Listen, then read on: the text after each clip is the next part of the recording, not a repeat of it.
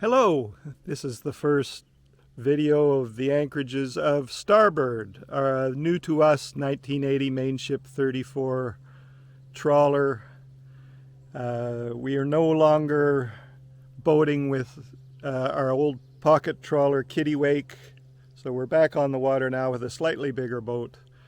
And this is the Copeland Islands Provincial Marine Park at the top end of the Sunshine Coast, just north of Lund, BC.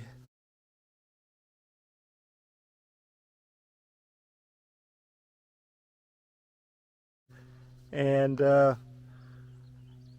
marine park is made up of the Copelands, obviously, four sort of main islands, but they're still pretty small, less than a mile in size each. And three or four or five small islets.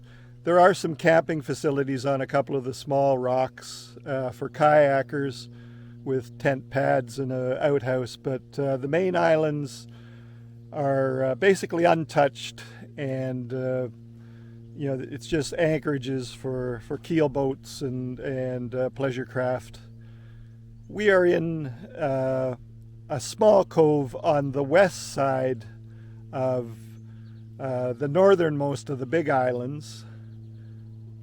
We call this Anchorage C for no better reason than on our chart somebody had written Anchorage C here before. Now this is a pretty tight little place. We're coming up to low tide. You can see the growth at the tide lines.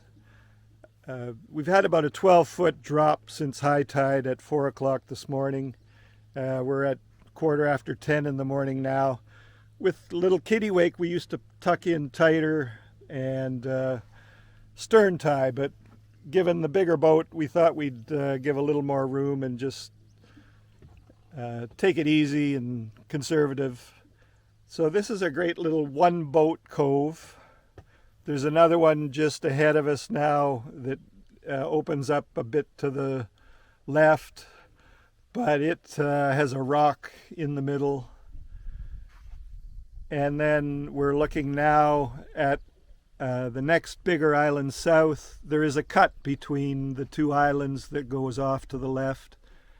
And then you can see another cut that goes out into the Strait of Georgia, or the Salish Sea. And if we just go past a bit of deck hardware, there is a sailboat on the smallest of the main islands over at the far side, a little further west to us. Most of the anchorages for the bigger boats are on the east side of the island that we're off of, but the problem is that the Tulan Passage between the mainland and these islands gets pretty busy, especially in summer weekends. Commercial fish boats, pleasure craft, the odd crew boat and that go roaring through, and we've just found that it's quieter and more relaxing over here. So whenever this one's available, we try and take it. The Copelands are a great place for kayaking or dinghy exploring. There are really no trails. This island has a short trail on the south end of it. If you look right into the head of the little cove here, you'll see a split rail fence. And really, the main anchorage over on the east side is less than 100 yards, I guess, from here. And there's obviously a trail there. There's also a trail that goes off to the way I'm pointing here and does a little bit of a loop. But you don't come here to hike. It's paddling and just enjoying the scenery. We've got a heat wave here mid-May.